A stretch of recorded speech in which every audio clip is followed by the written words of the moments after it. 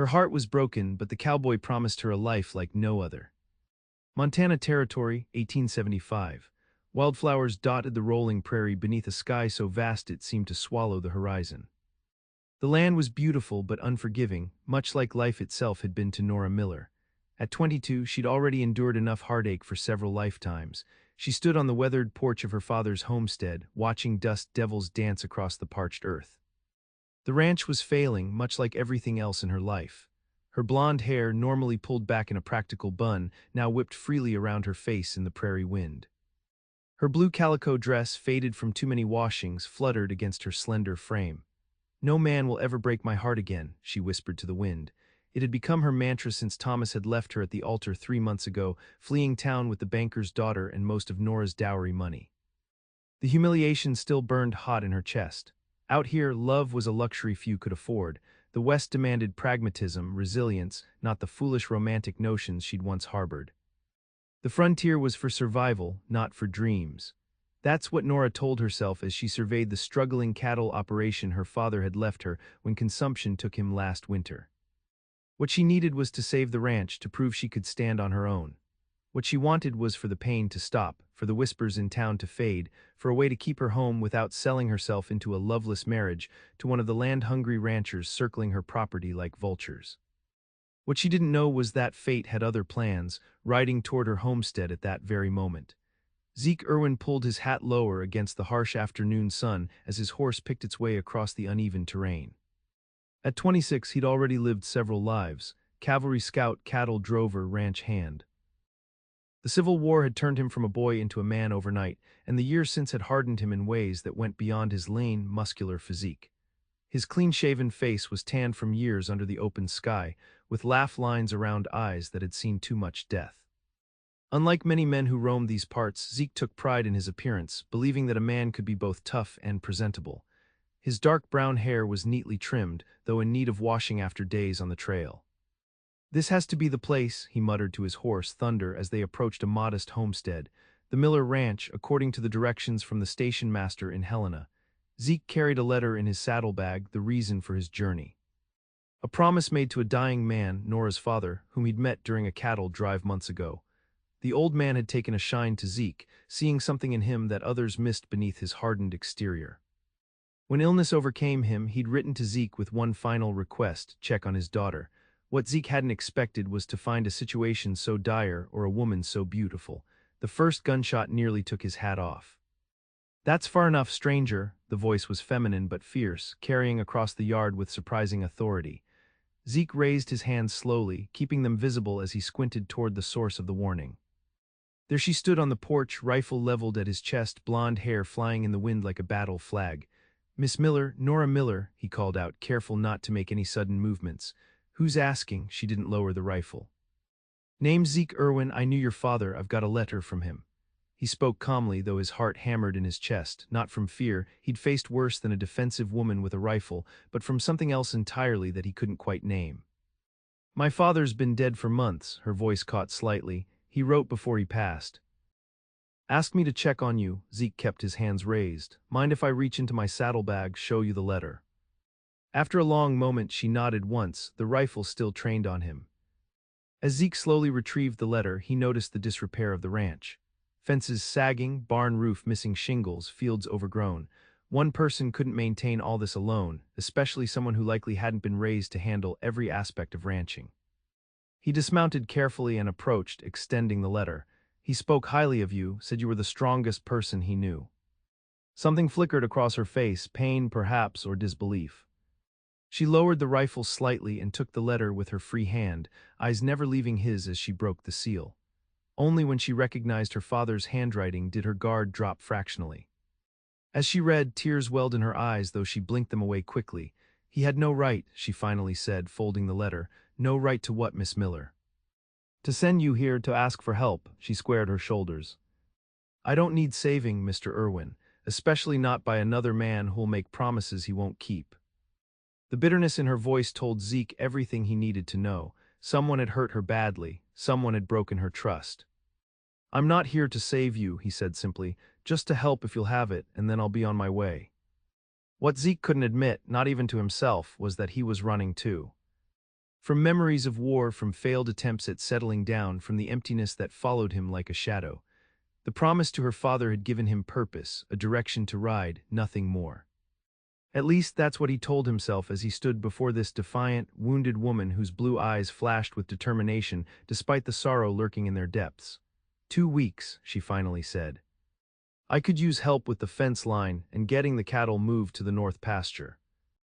Then you'll get paid and be on your way. Yes, ma'am, Zeke nodded, knowing better than to smile or show relief. This wasn't charity he was offering, it was a job, and they both needed to believe that. Bunkhouse is there, she pointed to a small structure near the barn. Supper's at sundown, don't be late. With that, she turned and disappeared into the house, leaving Zeke to wonder what exactly he'd gotten himself into. The first week passed in a blur of hard work and terse conversations. Nora was competent but clearly overwhelmed by the demands of the ranch.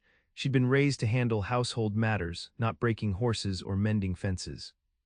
Yet she attacked each task with grim determination, often working from before sunrise until well after sunset.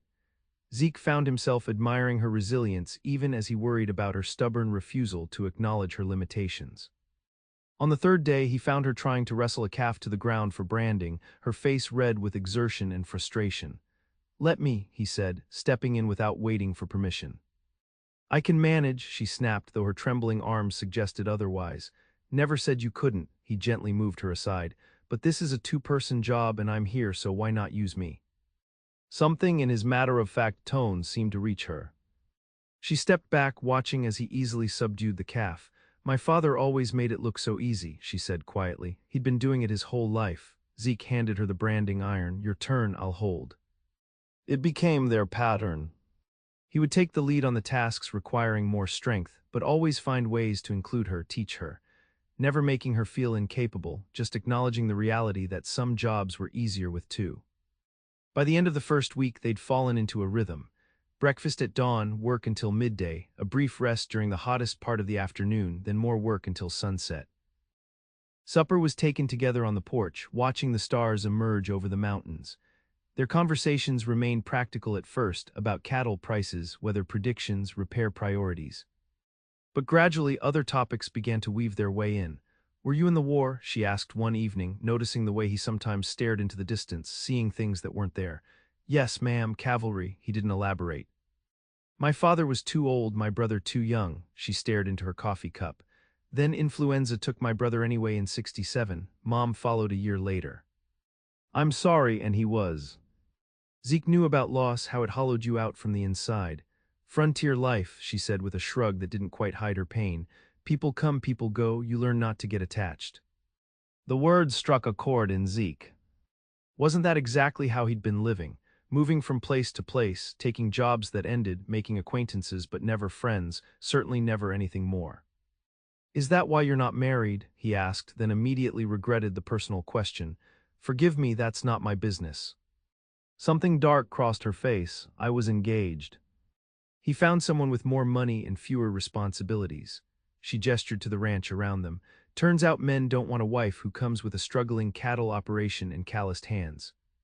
The bitterness in her voice made Zeke want to find this man and teach him a lesson about honor.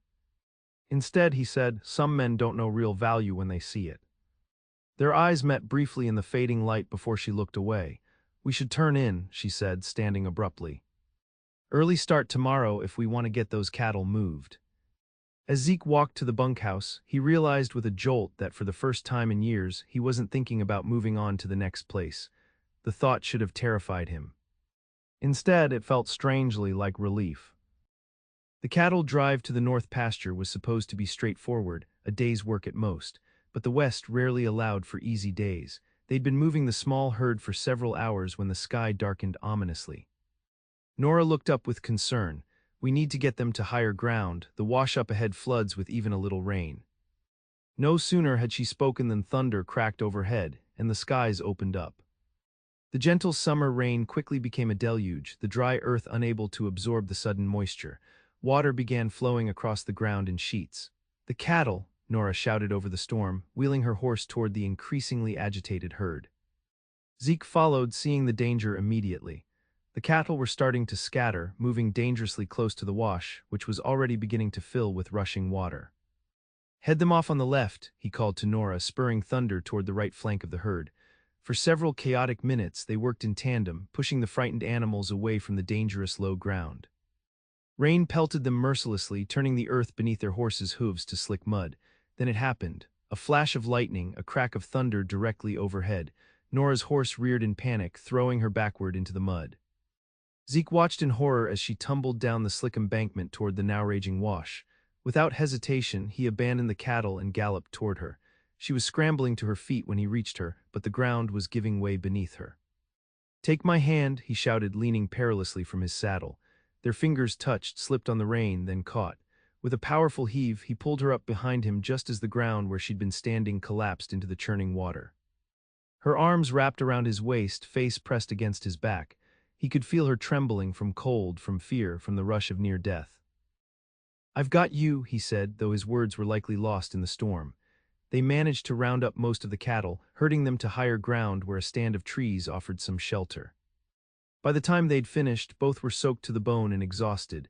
"We can't make it back to the house in this," Nora shouted over the continuing downpour. "There's a line shack near here." The one-room cabin was basic but sound, with a small wood stove and a narrow bunk. Zeke busied himself building a fire while Nora wrung water from her hair and clothing as best she could. "You should get out of those wet things," he said, keeping his back turned to give her privacy. "I have a dry shirt in my saddlebag you can use." "Thank you," she said, her voice small and unlike her usual confident tone. When he heard her settle by the fire, he turned to find her swimming in his spare shirt, her wet clothes spread nearby to dry. Her blonde hair hung in damp waves around her shoulders, and without the usual barriers of propriety and distance between them, she looked younger, more vulnerable. "You saved my life," she said simply. Zeke shrugged, uncomfortable with the gratitude in her eyes. "You'd have done the same." Maybe, she pulled the shirt tighter around herself, but not everyone would have risked themselves for someone they barely know. "I know enough," he said quietly. The silence that followed was charged with something neither was ready to name. Outside, the storm continued its assault, but inside, a different kind of storm was brewing. "You should take the bunk," he said finally. "I'll manage fine on the floor." "Don't be ridiculous, you'll catch your death," she hesitated. "It's big enough for both if we're careful." They lay back to back on the narrow bunk, a respectable few inches between them despite the close quarters. Yet Zeke felt her presence as keenly as if she were touching him, the soft sound of her breathing, the faint scent of lavender that somehow persisted despite the rain and mud. "Zeke," her voice was barely audible above the rain on the roof. "Yes. Why did you really come here, the truth?" He considered his answer carefully. At first it was just a promise to a dying man, but now, he paused, "now I'm not sure." She was quiet for so long he thought she'd fallen asleep. Then she whispered, "I'm glad you came." By morning the storm had passed, leaving behind a washed-clean world and something altered between them. They didn't speak of the night in the lined shack as they returned to the ranch, but Zeke noticed that Nora's walls had begun to crumble, like the earthen bank into the wash. That evening, as they sat on the porch watching the sunset paint the mountains gold and purple, she finally told him the full story of Thomas, the man who'd left her at the altar. "He said he loved the land, loved the idea of ranching," she said, staring into the distance. "What he really loved was the thought of acquiring more property for his father's holdings. When he realized my father's ranch was struggling and the dowry wasn't as substantial as he'd hoped, he found a more profitable arrangement." "Sounds like you had a lucky escape," Zeke said. "A man like that would never have made you happy." Perhaps her fingers traced the rim of her coffee cup, but it wasn't just him. It was standing there in the church, everyone watching, pitying. It was knowing that to most men out here, a woman is just another asset to acquire, like land or cattle. "Not to all men," Zeke said quietly. Their eyes met, and for once neither looked away. "What about you?" she asked. "Why haven't you settled down somewhere, started a family?" It was Zeke's turn to stare into the distance. "After the war I couldn't stay still, too many ghosts following me. Figured if I kept moving, they couldn't catch up." "Has it worked?" He considered the question, surprised to find the answer had changed. Not as well as finding something worth staying for would. "The 2 weeks stretched into 3, then 4. The excuses were practical. More fences needed mending, the barn roof required repairs, the well needed deepening before the dry season. But beneath the practicalities, something else was growing, as inevitable as the changing seasons. They began to talk about the future of the ranch. Zeke had ideas about breeding stronger cattle, expanding into horses. Nora spoke of her dreams for the place, a proper orchard, maybe sheep as well as cattle. Their conversations were full of "we could" and "what if we," neither acknowledging the presumption of permanence in their words. The people in the nearby town of Willow Creek noticed the change in Nora. The bitter edge that had hardened her after Thomas's betrayal had softened. She smiled more, laughed occasionally, and she was always accompanied by the tall, quiet cowboy who watched over her with protective eyes. "They make a handsome couple," the general store owner remarked to his wife as Nora and Zeke loaded supplies into their wagon one Saturday afternoon. "About time she found someone worthy of her," his wife replied. That Thomas Preston was never good enough. Word traveled fast in small towns. By the time they'd finished their shopping, several people had congratulated them on their arrangement, leaving both flustered and avoiding each other's eyes. "People talk," Nora said as they drove back to the ranch, her cheeks still pink with embarrassment. "Pay them no mind." "Does it bother you?" Zeke asked, keeping his eyes on the road. "What they're saying about us?" She was quiet for so long he thought she might not answer. Finally, she said, "Not as much as it probably should." That night, as they sat on the porch watching fireflies rise from the tall grass, the future that had been quietly taking shape between them suddenly demanded acknowledgement. "My 2 weeks are long past," Zeke said, his voice gentle in the gathering darkness. "Yes," Nora agreed, her heart suddenly racing. "Was this goodbye? I should either collect my wages and move on, or—" he hesitated. "Or," her voice was barely above a whisper, "or we should talk about what's happening here." He turned to face her fully, "Between us." The moment hung between them, fragile as a soap bubble in sunlight. "What do you think is happening?" she asked, needing to hear him say it first to know she wasn't alone in these feelings. "I think I'm falling in love with you," he said simply, "and I think maybe you feel something for me too. But I understand if you don't want to risk your heart again." Nora looked away, tears pricking at her eyes. "When Thomas left me, I promised myself I'd never trust another man with my heart. That love had no place in survival out here." Zeke nodded, accepting her words even as disappointment settled in his chest. "But," she continued, turning back to him, "I was wrong. Because meeting you has shown me that the right kind of love doesn't weaken you in the face of frontier hardships, it gives you strength to face them." Hope flickered in Zeke's eyes. "The right kind of love. The kind that works alongside you instead of making empty promises. The kind that sees your struggles and doesn't run from them." She took a deep breath. "The kind I think we could have if we were brave enough to try." Zeke reached for her hand, entwining their fingers. "I've faced Confederate cavalry charges that frighten me less than how much I've grown to need you," he admitted with a self-deprecating smile.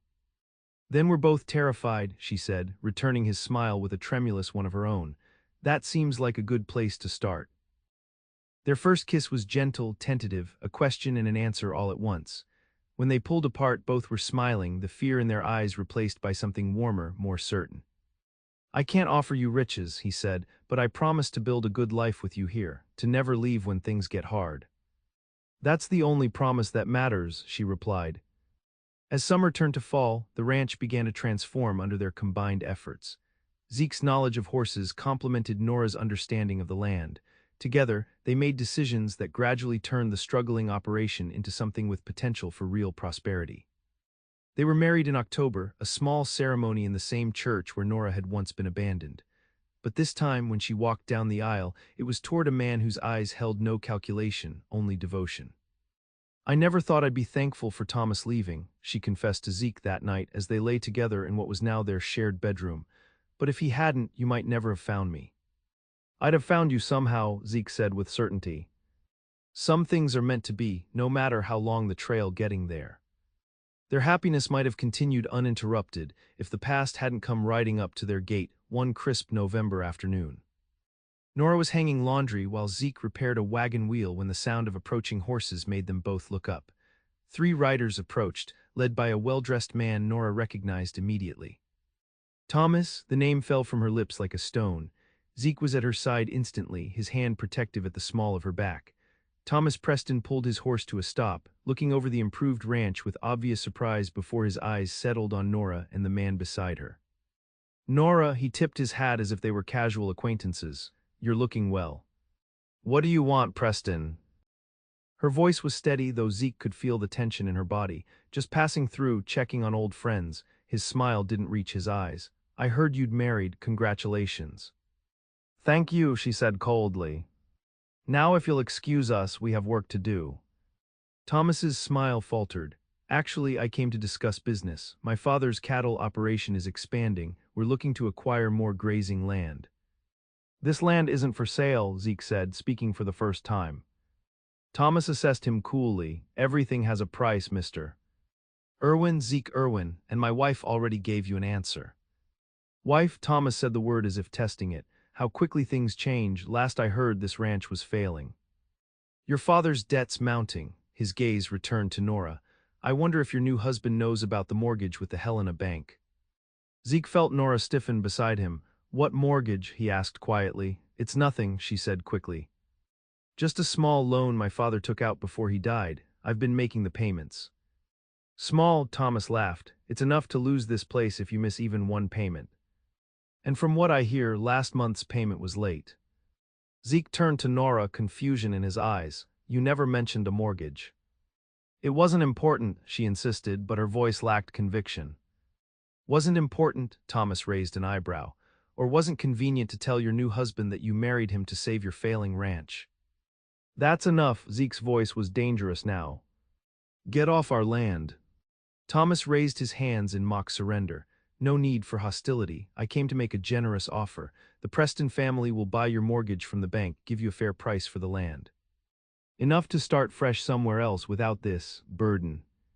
We're not interested, Nora said firmly. Think about it, Thomas advised, turning his horse.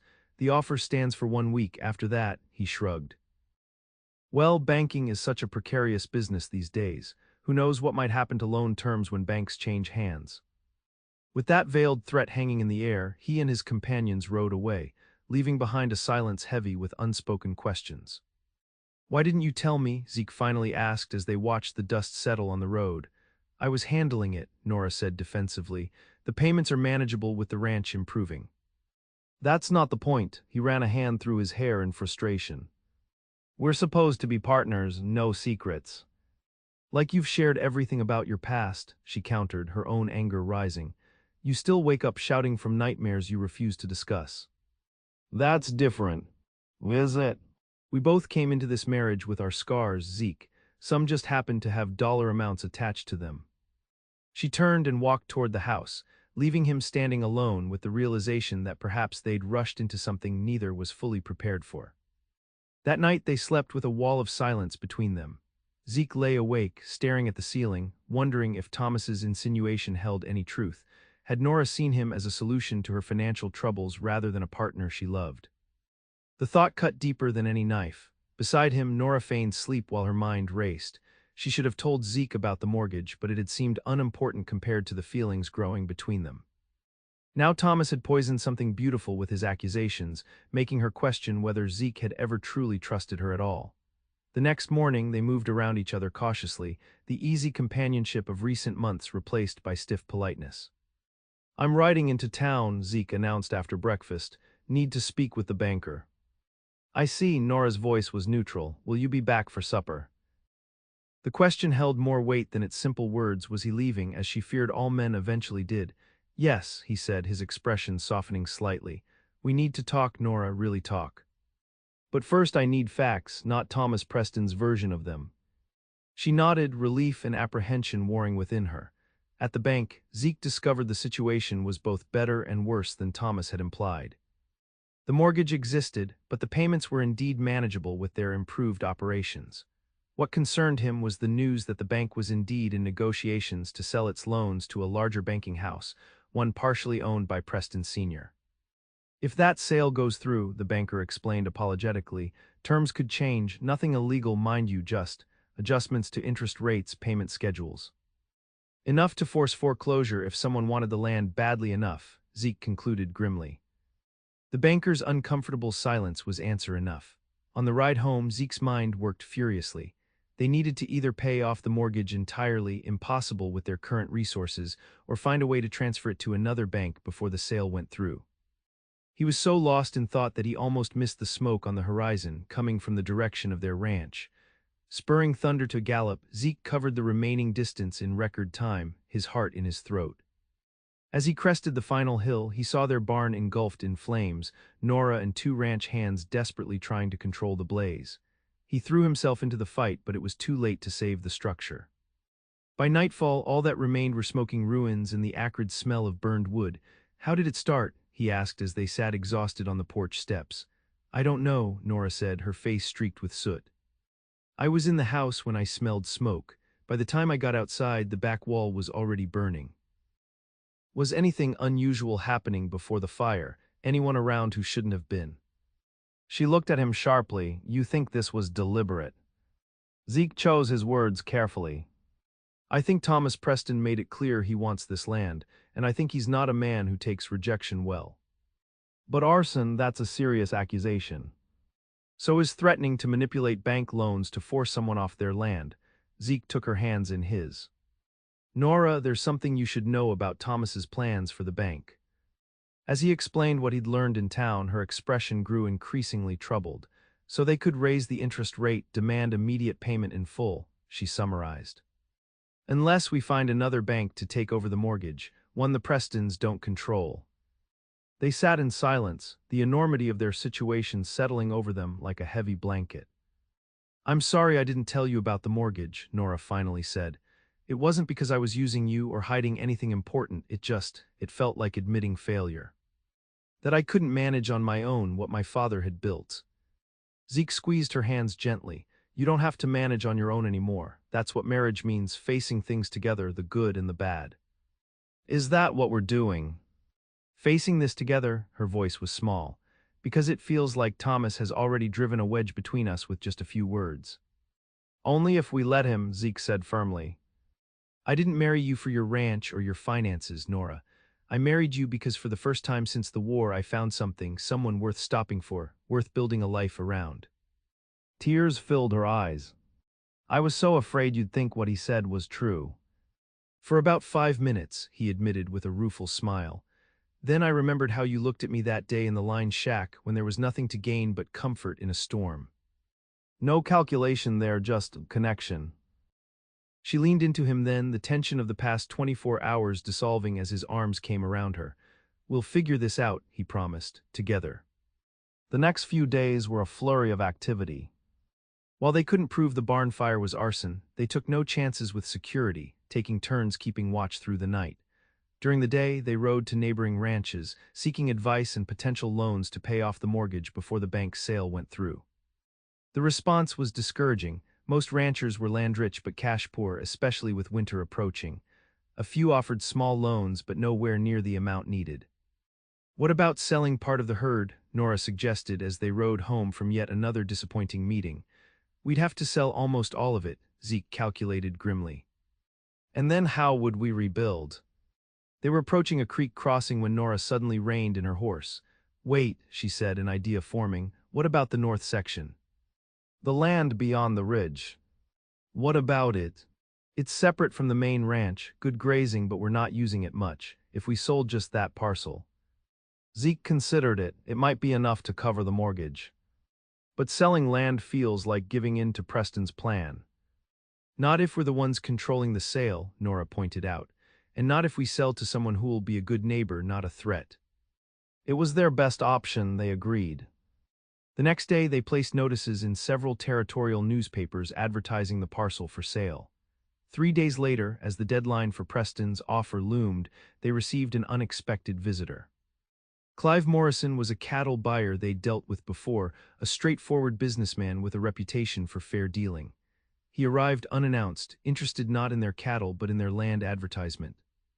"I've been looking to start my own small operation," he explained over coffee. "Getting too old for constant travel. That north parcel would suit me fine." His offer was fair, enough to pay off the mortgage with a small amount left over. After he departed, promising to return with paperwork and payment in 2 days, Nora and Zeke allowed themselves to hope that their troubles might soon be behind them. "It feels right," Nora said as they sat on the porch that evening. "Morrison will be a good neighbor and will be free of the debt, free of Thomas's threats." "Speaking of Thomas," Zeke said, "his week is up tomorrow. I expect he'll come calling." Let him, Nora said with newfound confidence. We'll have our answer ready. They didn't have to wait long. Thomas Preston arrived the next morning with his father and a man introduced as Mr. Davies from the banking concern. Have you considered our generous offer? Thomas asked, not bothering with pleasantries. We have, Zeke replied calmly, and we've decided to decline. Thomas's smile turned cold. I was afraid you might say that. Mr. Davies, perhaps you should explain the situation regarding the Miller mortgage. The banker cleared his throat. Upon review of your loan, Mrs.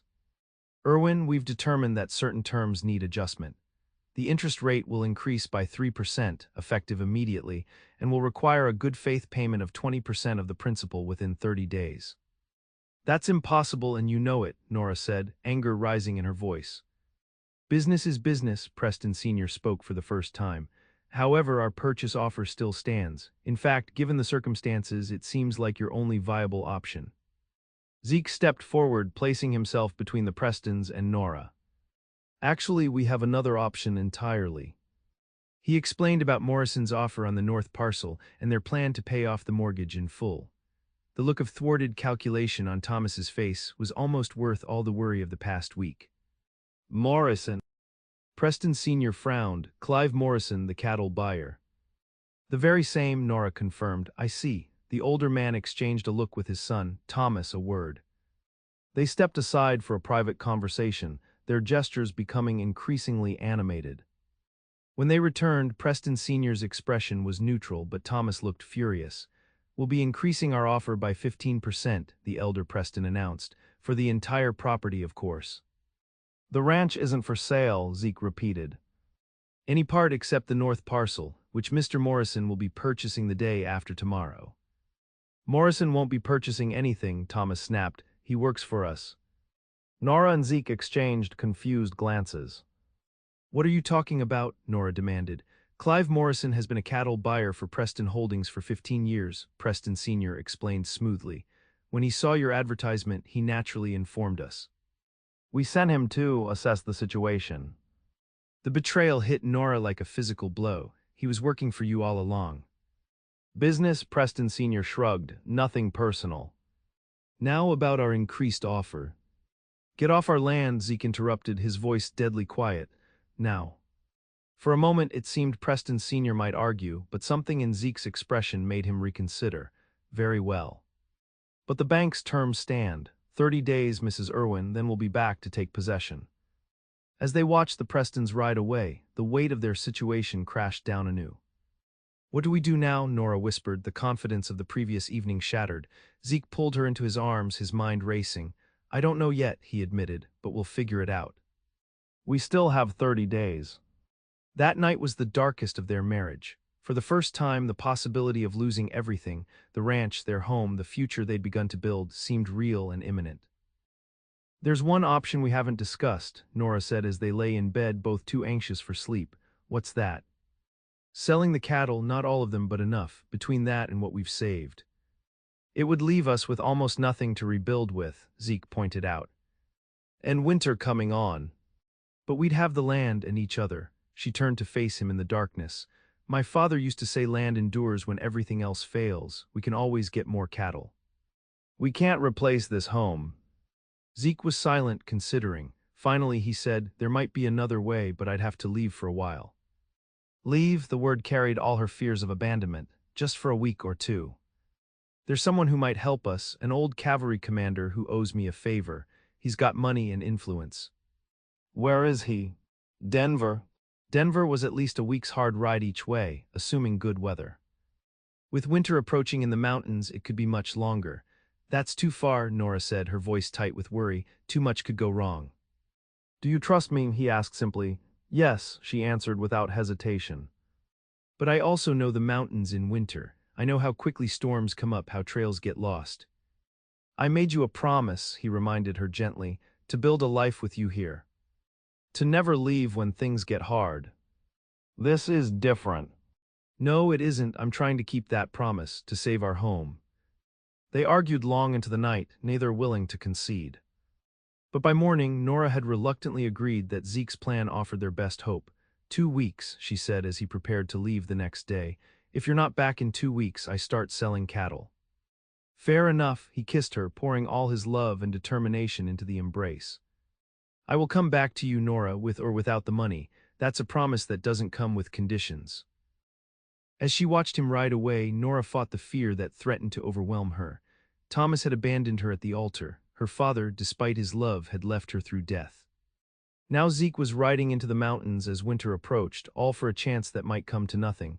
Please come back, she whispered to the retreating figure. Just come back. The days after Zeke's departure were some of the longest of Nora's life. She threw herself into ranch work, mending what could be salvaged from the burned barn, preparing the remaining structures for winter, checking and rechecking their stores. A week passed with no word, then 10 days. The weather held, but clouds gathering over the mountains warned of snow coming. On the 12th day, Thomas Preston rode up alone. Husband gone, Mrs. Irwin? He asked with mock concern. How unfortunate with winter approaching. State your business and leave, Nora replied coldly, the rifle she'd carried since Zeke left steady in her hands. Just checking on my investment. He looked around pointedly. The bank is growing concerned about their collateral. We have 18 more days before your artificial deadline, she reminded him. True, he dismounted despite her not inviting him to do so. But given your situation, I thought you might want to reconsider our offer before the weather turns. The implication was clear. He thought Zeke had abandoned her. My husband will return, she said with more conviction than she felt. And our answer remains the same. Thomas stepped closer, ignoring the rifle. Nora, be reasonable. You can't run this place alone. You couldn't do it before Irwin showed up, and you can't do it now. I managed before, and I'll manage again if necessary, she replied. Though it won't be necessary because Zeke will be back. Thomas's expression hardened. You always were stubborn. It's what I admired about you before I realized how impractical it made you. Impractical? She gave a bitter laugh. Because I wouldn't sell my father's legacy to your family for pennies on the dollar. Because you insist on clinging to a dying way of life, he snapped. Small ranches can't compete with operations like ours. It's simple economics. It's greed, she corrected. And I'll take my chances with my dying way of life over selling my soul to become another Preston acquisition. His face flushed with anger. You'll regret that decision when your husband doesn't return and you're facing winter alone with foreclosure looming. Get off my land, she repeated, raising the rifle slightly. For a tense moment, she thought he might challenge her. Then he mounted his horse with deliberate slowness. 18 days, he reminded her, then this land becomes Preston property one way or another. After he left, Nora allowed herself a moment of weakness, leaning against the porch post as tears threatened.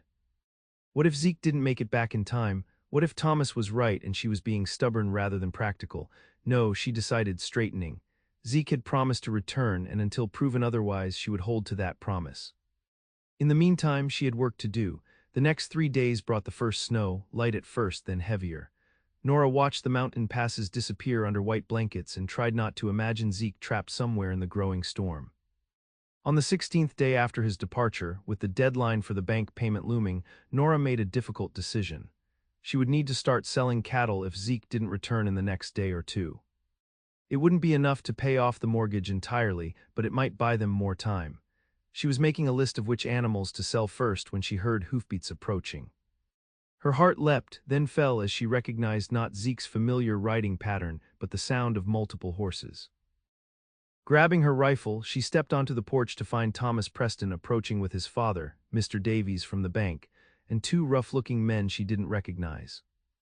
This is a surprise, she said, keeping her voice steady despite her racing heart. Our deadline isn't for another 2 weeks. We've come to make a final offer, Preston Sr. announced. Given the weather and your solitary situation, we thought it prudent to resolve matters quickly. My husband will be back any day, she insisted. Mrs. Irwin, Davies interjected with false sympathy, I feel obligated to inform you that mountain passes between here and Denver are completely snowed in. No one will be coming through until spring thaw. The news hit her like a physical blow, but she refused to show weakness. Then I suppose I'll be handling this myself. Be reasonable, Thomas urged. You're alone, winter's setting in, and you can't possibly make the payment. Take our offer while it stands. And if I refuse, she challenged. The two unknown men shifted in their saddles, hands moving suggestively toward their holstered weapons. Then things might become unpleasant, Preston Sr. said smoothly. Remote ranches face many dangers in winter, fires, accidents, rustlers. The threat was unmistakable. For a moment, Nora considered her options. She was outnumbered and alone. Even if she fought back now, they could return with more men, with Zeke gone and the passes closed. No, she straightened her spine, raising the rifle. I believe I've already asked you to leave my property once this week, Mr. Preston. I won't ask again. You're making a serious mistake, Thomas warned. The only mistake I ever made was believing you were a man of honor, she replied. Now go, before I decide my father was right about how to deal with trespassers. Preston Sr. gave her a long, calculating look before nodding to his companions. We'll be back, Mrs. Irwin.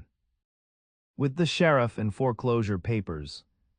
As they rode away, Nora allowed herself to sag against the doorframe, the rifle suddenly heavy in her hands. She had bought herself a few days at most. Without Zeke, without the money, she had few options left, but she would not surrender her home without a fight. Thomas and his father had underestimated her once before when they thought she couldn't keep the ranch going after her father died. They were underestimating her again.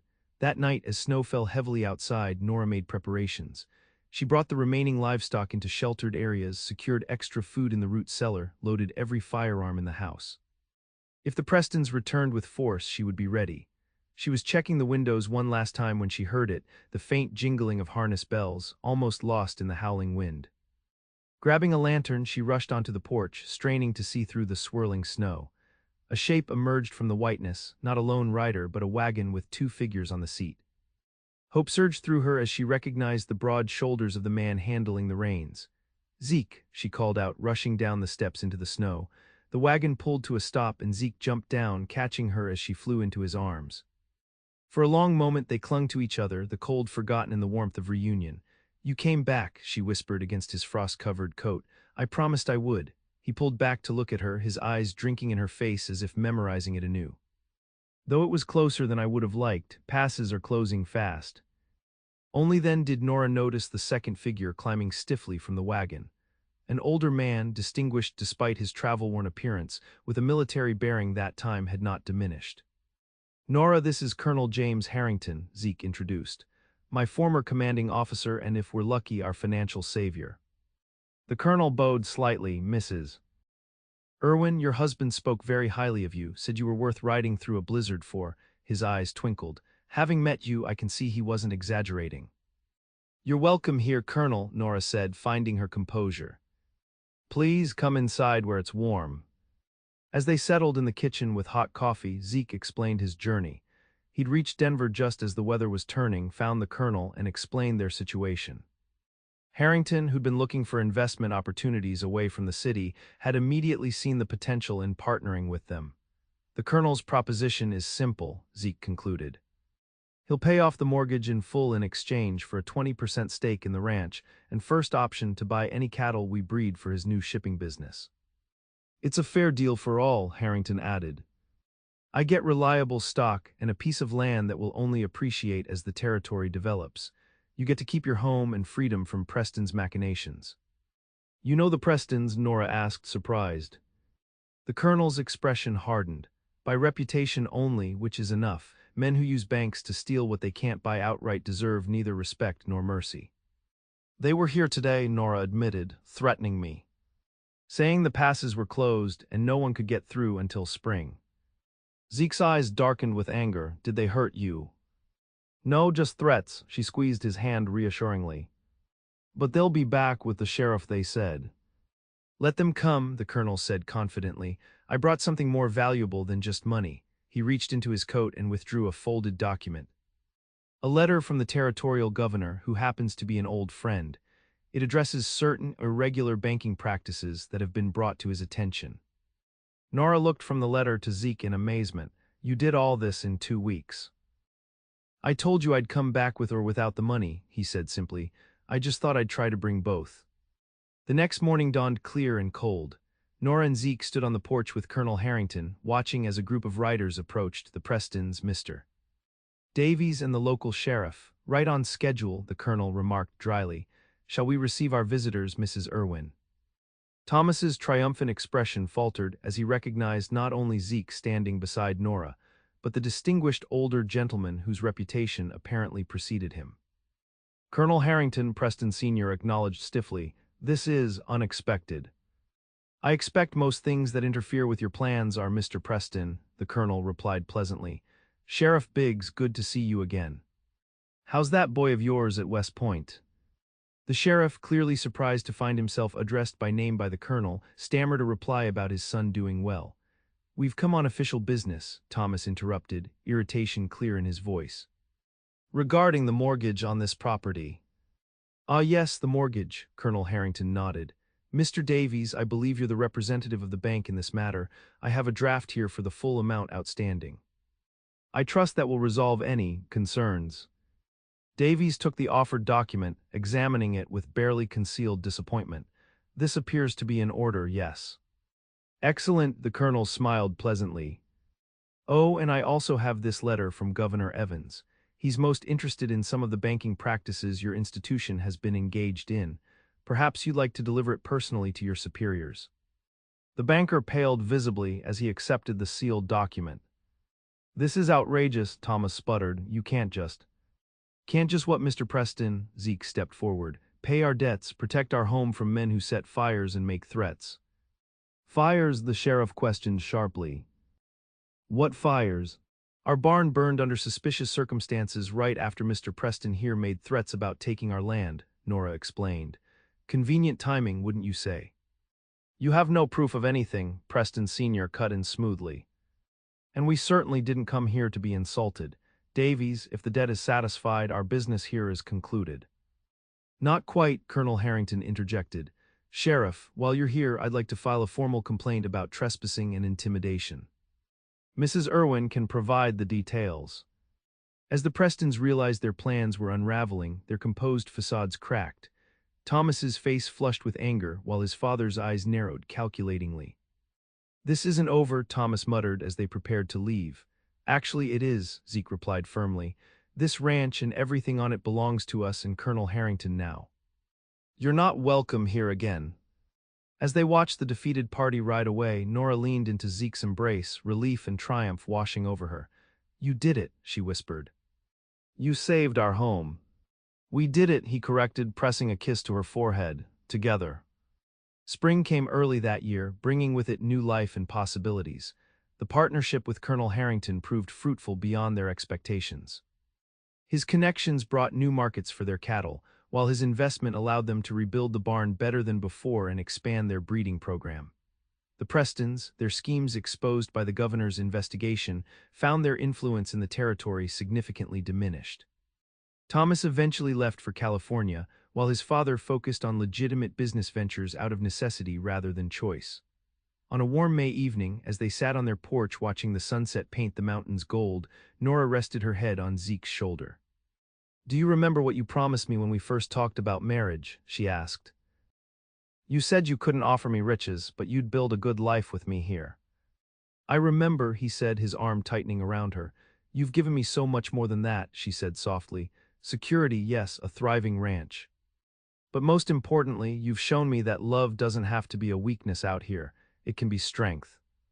"The greatest strength there is," he agreed.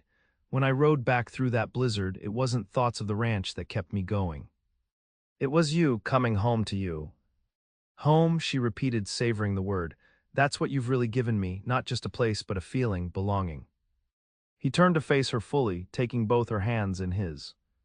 "I have something to tell you," he said, his eyes serious. "The doctor confirmed it this morning when I was in town." Her heart skipped a beat. "And what is it?" His serious expression melted into a joyful smile. "We're going to need to add a room to the house by winter, for a nursery." For a moment she couldn't speak, happiness stealing her voice. Then she threw her arms around him, laughing and crying at once. "A baby," she whispered in wonder. "Our baby." As twilight deepened around them, they held each other, making plans for the future, for their child, for the ranch, for the life they would continue building together. The frontier that had once seemed so harsh and unforgiving now felt like exactly where they were meant to be. "When I first came here," Zeke said thoughtfully, "I thought I was just keeping a promise to your father. I had no idea I was really finding my way home." When my heart was broken, Nora replied, I thought I was learning that love had no place out here. I had no idea I was just waiting for the right person to show me otherwise. In the distance, a coyote called lonesome in the gathering dark. But on the porch of the ranch house, there was only contentment and the certainty that whatever challenges the frontier might still bring, they would face them as they had faced all others. Together, their love a shelter stronger than any storm.